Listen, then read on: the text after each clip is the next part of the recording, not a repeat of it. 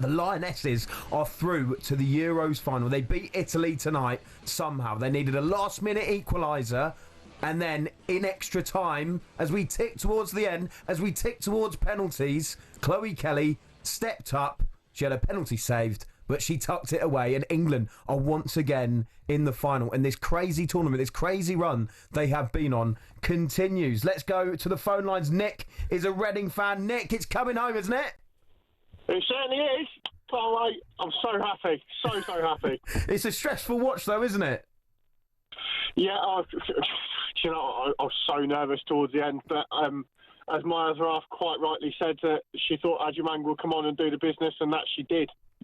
Nick, be honest, was you critical of Wiegman for not bringing on the impactors? Obviously, Chloe Kelly only come in the 77th Perry, just going to stop you there. We'll come back to you in a moment, Nick, but Courtney Sweetman-Kirk is alongside the England manager, Sarina Wiegman. Yes, she's just having a conversation with one of the Italy players next to me, consoling her. So Sarina will be with me shortly, but that just shows what the type of person, the type of manager that she is. A brilliant competitor sports person, and she is joining me as we speak. Sarina, I don't know where to start. I'm overwhelmed, I am excited, I'm drained, and that's only me. So how do you feel? Yeah, I have the same as you, many emotions. Relief, happy. It feels surreal that we did make it while we were really struggling in the game. Well, we didn't start. Well, we started okay, but they scored a goal. But we had a little bit the tempo. We couldn't get the tempo in the game. We needed more energy, and then they scored a goal. You know, when Italy scores a goal, like that's their mentality. They just build up a wall, and they're very dangerous in the counter-attack. So it was so hard to break that down, and it cost us about 92 minutes to finally score a goal, and that was an absolute relief. And well, at that time we thought we have them because we were up, and we had, I think we were a bit fitter than they, we had more energy. But then, of course, also in the extra time they got an opportunity, we got an opportunity, and then we got the penalty. And in the second phase we scored it. How dramatic it can be. And the initial lack of energy, is that anything to do with the Sweden game? Obviously the extra time, the penalties, and physically and emotionally, that must have taken a lot out of the squad. No, I don't think so. I think we were rested really well. The players did really well to recover and get ready for this game. So that's how we will talk about that. And it's I think those 4 days were really good. I think we were ready to go. And in terms of your substitutes, again, you being brave, making those decisions, and then your substitutes paying you back with their performances. Now, in particular, again, Michelle Ajimang coming on, Chloe Kelly. Just how proud of you are them for the fact that they're disappointed, obviously, that they don't start, but still coming on and making such a big impact? Yeah, they just accept their role, and they're ready, and they get ready, and they know they have a huge contribution to the team. And I think what I said before too, you could bring so many players on the pitch, and I make the decisions, but everyone's ready to go. So today also Agi came in, and she made it very difficult for their defenders too, together with Michelle, with the two of them. And then of course when we had to go back because we scored 1-1, then Agi goes to the left side, and she knows exactly what to do too. So they're really well prepared. They're ready to go, and they brought something extra, and that's what the team needed. So that's really nice to have, and it says a lot about this team. And just a quick one on Lauren at half-time, that substitution, it looked to be an injury. Was it a case that it was the ankle? Yeah, it was the ankle, and I think also that she was struggling a little bit, so we thought, okay, can she go through or not? But no, she really had to go out. Okay, Sarina, congratulations. We will see you in the final. Well done.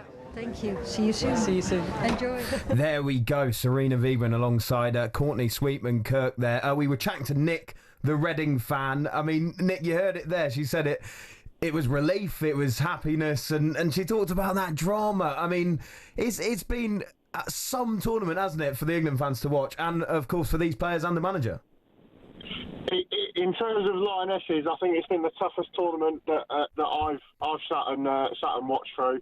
But not once have I ever sat there and doubted any decision Sarina Wiegman's made. Whatever's happened, she's brought the right players on at the right time, and I'm going to call for it on the national radio. I think if Gareth Southgate can get a knighthood, I think the very next honours list, Sarina Wiegman's name should be up there for an honorary damehood. That's a brilliant shout, Nick. And to be fair to Sarina Wiegman, she's very Southgate-like in her substitutions, because all England fans, for England men's team and the women's team, they're looking at it going, come on, you've got to bring the subs on. You've got to bring subs on after like 55, 60 minutes. But she waits and waits. And trust me, Chloe Kelly would have been fuming that Beth Mead got on before her at half-time. But they channel their energy into positivity. Absolutely. And you can see the absolute faith that she has in the players that she brings on, and they're obviously well spoken to, well drilled. They know exactly what they're doing, where they need to be, when they need to be there, and this is why we pull off the results we pull off. Nick, great call. 03717 22 33 44. It's interesting hearing Sarina Wiegman talk to Courtney Sweetman-Kirk there, because you've just said Chloe Kelly would be absolutely fuming with not starting that game, and I can understand. Not starting and not coming on at half time. Exactly. Yeah. Right, and it was late in the game, wasn't it, when she came on? Actually, 77th minute. That is late to impact the game, which she did. But in that interview just there, Sarina Wiegman said that her and the likes of Michelle Adjemang as well accept their role. Do you believe that? Do you actually think that these players are accepting that they are the finishers, if you want? Yeah, I don't embrace think, that? Accepting is probably the wrong word, because you are disappointed you're not playing. But what they do is there's no egos. They put their egos to one side, because, let's be honest, a lot of players would have a bit of a sulky attitude thinking I should be starting. They're like, okay, what I'm going to do is I'm going to prove you wrong. But what you're doing is by proving Sarina Wiegman wrong, you're proving her right, because they're coming on and they're having the impact on the game that she wants them to have. So should Chloe Kelly start the final? Yes. No, but you think about it, on performances, 100%. Yeah. And obviously Lauren James might be injured, so then obviously there's that place that's freed up in the front three. On the right hand side, obviously Beth Mead came on, and the thing with Chloe Kelly, with Adjemang, with Beth Mead, is it's their energy they bring to it, but it's also their know-how. Because if you looked, I said about Beth Mead coming on, the run she makes across Giuliani is exactly what you should do at the right time. It might not be highlighted, but you need a forward who's going to get across the near post to get in the goalkeeper's eye line. That's exactly what she does. Then we can get 4 or 5 bodies in the box. Adjemang then drops off, because she's thinking, right, what if a ball drops down? What if the goalkeeper doesn't get it? So that is, again, instinct. And the finish was fantastic. And Beth Mead gets herself in the box to get brought down by Severiani. So, it's working. And Adjemang now is the new Edward Woodward. Now, this is one for the teenagers. She is the equaliser. So you can Google it. You can Google it. Didn't the Equaliser 3 come out recently? I'm thinking of something completely different, aren't I? Probably. Ed Woodward, didn't he? Wasn't he at Manchester United for a bit? Edward Woodward. Yeah. Actually, he made better signings than Ed Woodward did, didn't he? So he'd been all right. I heard Adjemang described as an agent of chaos. I think that's perfect. For what she brings when she comes on. Matt is a Leicester fan. He's called 03717 22 33 44. Matt, how did you find that, mate?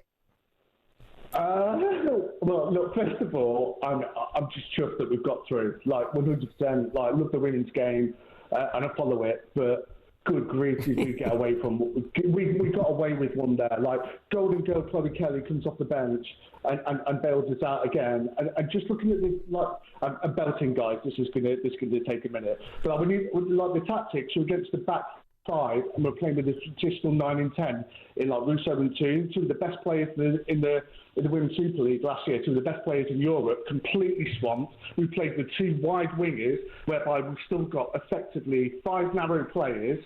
And then we've got like Alex Greenwood, who is effectively like a left-footed Trent. She's got the best delivery from the left. She should have been overlapping. I barely saw her get over the halfway line. As soon as the game started, and as expected, Italy went to the back 5, Greenwood should have been within 10-15 yards of that byline, pinging the crosses in, sucking the defender out of that wide. And also, what Italy did so perfectly well is that they realised that Stanley and Walsh are a powerhouse in midfield, former Barcelona, current Bayern Munich, two of the best holding midfielders. They were bypassing them. They were getting the ball, pinging them out wide and bypassing it. Gracie Clinton should have been on that pitch before anyone.